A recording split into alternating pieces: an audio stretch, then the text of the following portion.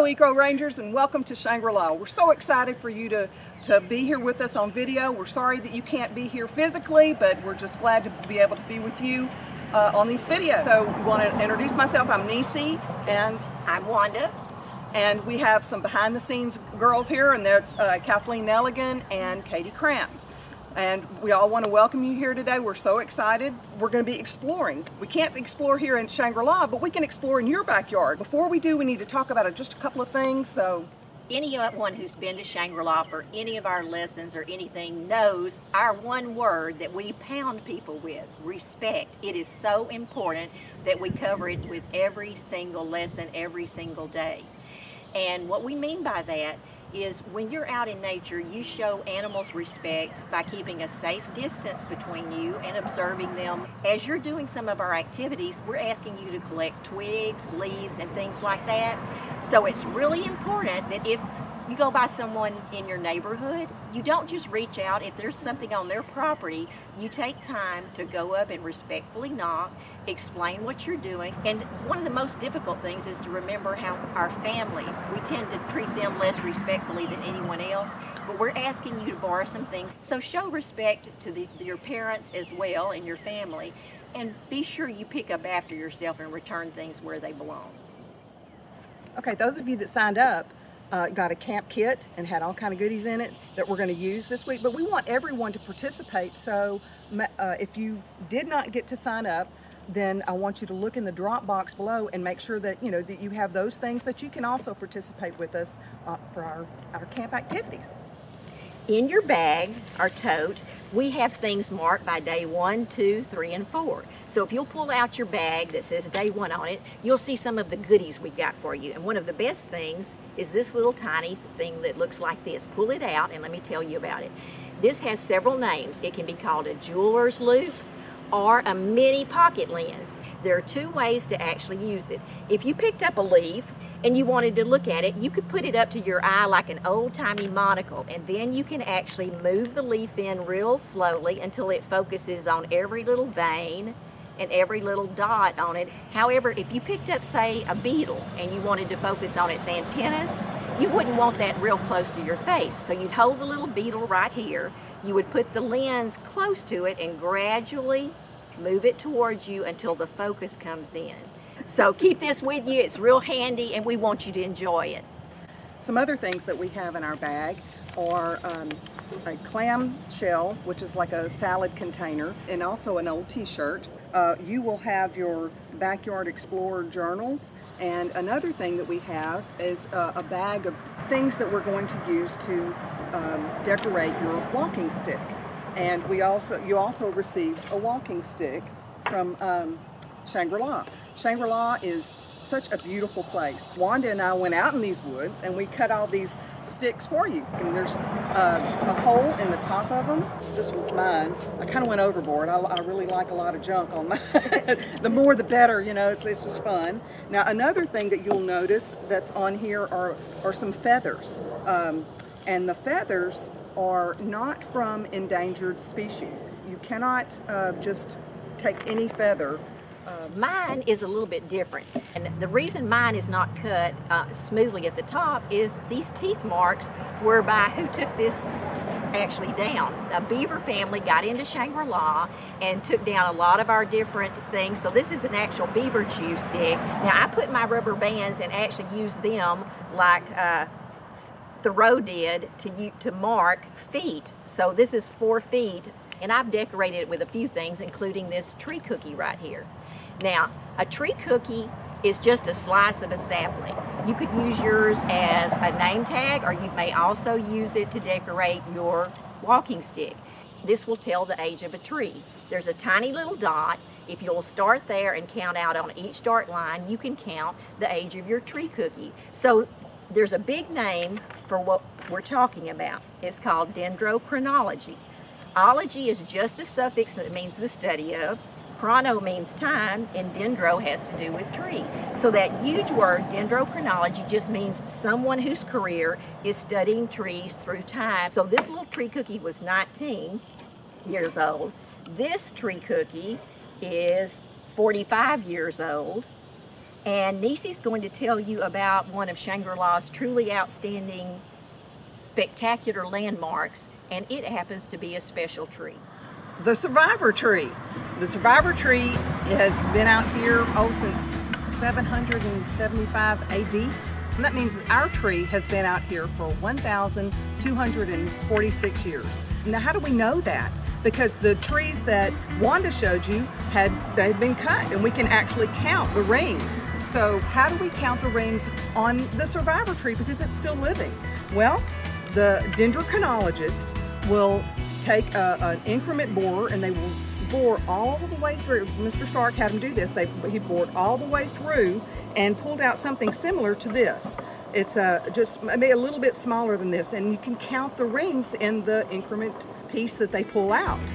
And our survivor tree, it actually won an award back in 1998 for the Texas Big Tree Certificate from the Texas Forest Service.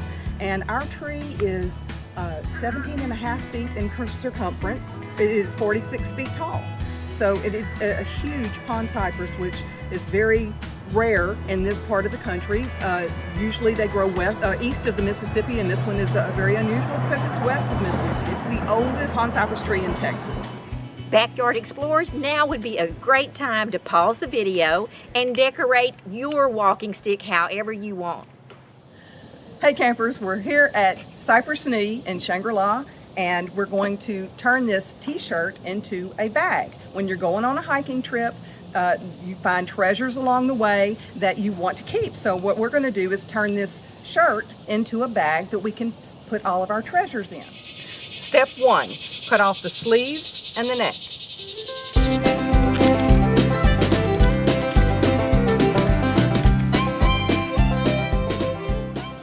Step 2, cut about 3-inch strips, about 1 inch apart, like this.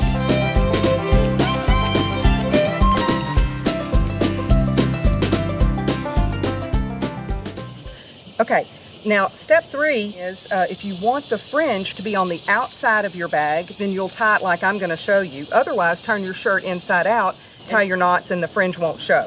Okay, so what you do is you just take the first strips and you just tie the front to the back.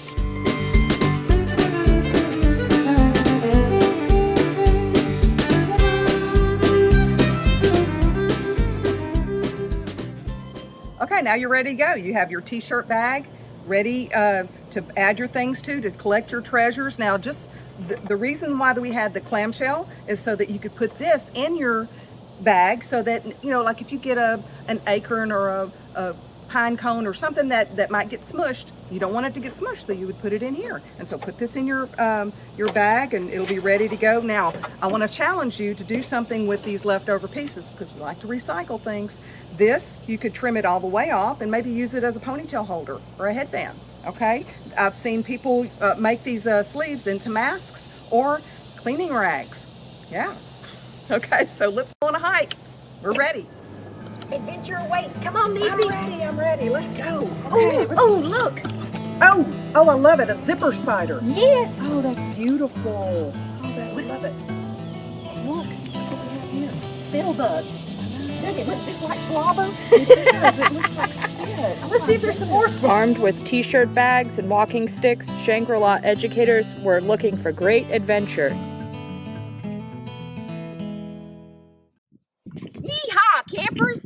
I'm here at Mr. Stark's collection of petrified wood, and I'm sitting on one of his small pieces, and if I use my walking stick, this one is about 3.5 feet long, and it's neat because it has a hole in it, but this at one time was a real tree.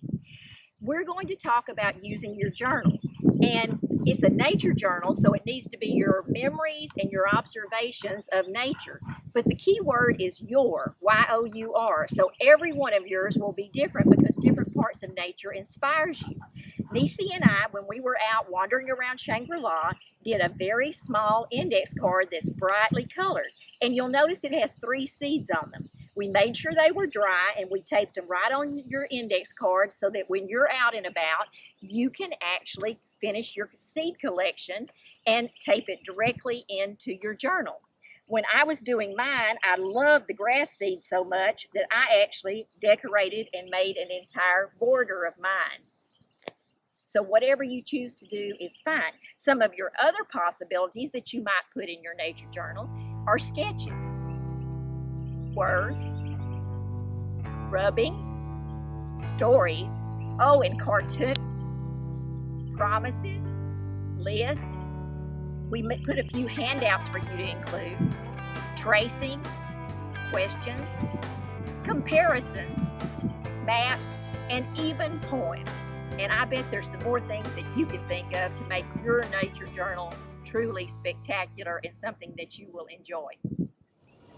Hang 10, surfer dudes, and make sure in your journal you include 3 things: the date, the time, and the weather.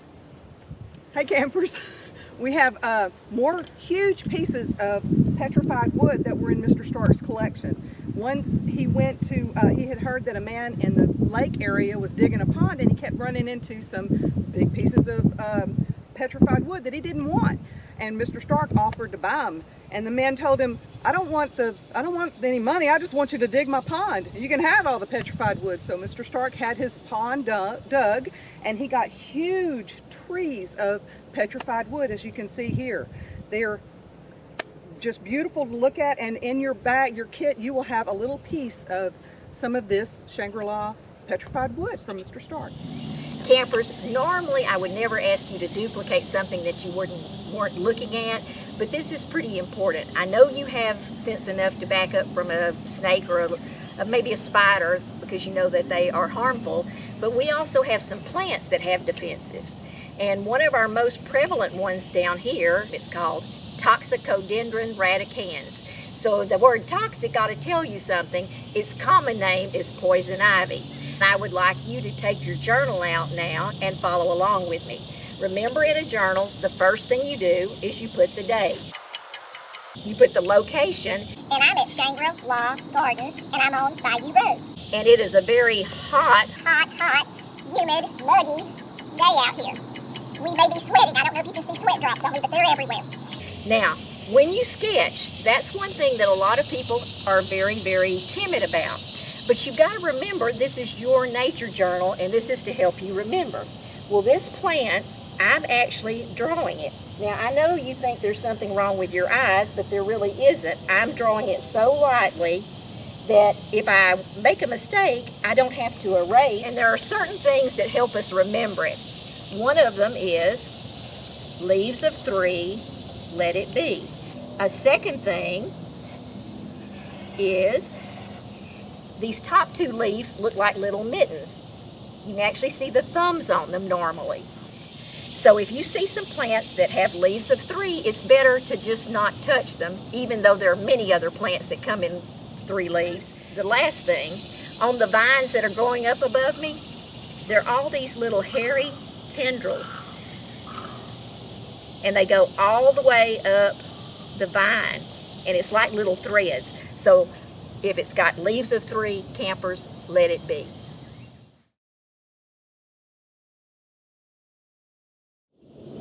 And this is a different perspective of drawing the poison ivy. It's actually on the tree right here where I put it. Okay campers, we want you to be inspired to write stories in your journal. So I'm going to read to you a story that I wrote about a dragonfly, a day in the life of a dragonfly. I love my new life above the watery depths of the pond. It's a bright sunny day, perfect for a delicious meal of a fat, tasty moth or fly. From the leaf where I rested last night, I take to the air in search of breakfast. Another dragonfly passes my area, but I chase him away. This is my space to find food, and I don't like to share. Hovering up over the brown waters of the bayou, I can see my colorful reflection. My beautiful big eyes can see in all directions to help me find my prey. From my armor-like thorax are 4 iridescent wings that allow me to fly forward, backward, and even hover in the same spot. And finally, my long, slender, blue-green abdomen that has touches of green and black. My, what a beauty I am. Dragonflies can actually stay underwater for 2 to 3 years as a nymph before it becomes an adult dragonfly that we see. In my journal entry, I put a day in the life of who am I? And I hope you can guess by the time the story's over. Wow, this stretchy egg is getting really cramped. I've got to get out of here. Hey, maybe this pointed tooth sticking out of my mouth could crack it open. Ta-da! Here I am, world. I'm hungry. Is that an ant crawling by me? Yummy. Oh, look, a fly. He's tasty too. Freedom. No carrots, I'm on my own. Love that warm sun. Look at the hooks on my toes. Wonder if I can crawl up that tree. Wow, I can even go upside down under this leaf. I'm a real acrobat. Wait a second. My beautiful brown scales are turning green now. I'm the same color as the leaf. Do you think I've got the COVID-19 virus? What happened? I don't feel sick. Maybe it's just camouflage.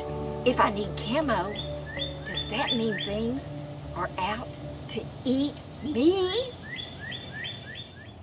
Meet the inspiration for my journal. We have, it seems like hundreds of these tiny little hatched out lizards called anoles running all over the garden, as well as little tiny toads that look like jumping pebbles. So we hope you'll be inspired by something beautiful that you see. EcoRangers, if you capture any kind of a small insect, lizard, whatever, make sure that you return it to its habitat safely, handle it gently, be respectful. Okay, campers, we're wrapping up day 1, and we're going to have a challenge for you. We would like for you to either write a story, like Wanda and I just shared with you, in your journal, or you can do a mapping activity where you could map your backyard or even your neighborhood. And there are multiple ways to do a map. One is just tracing the topography, or you can do it like a treasure map, where you're tracing your journey through the neighborhood. Remember, we miss you, we're proud of you, Stay curious.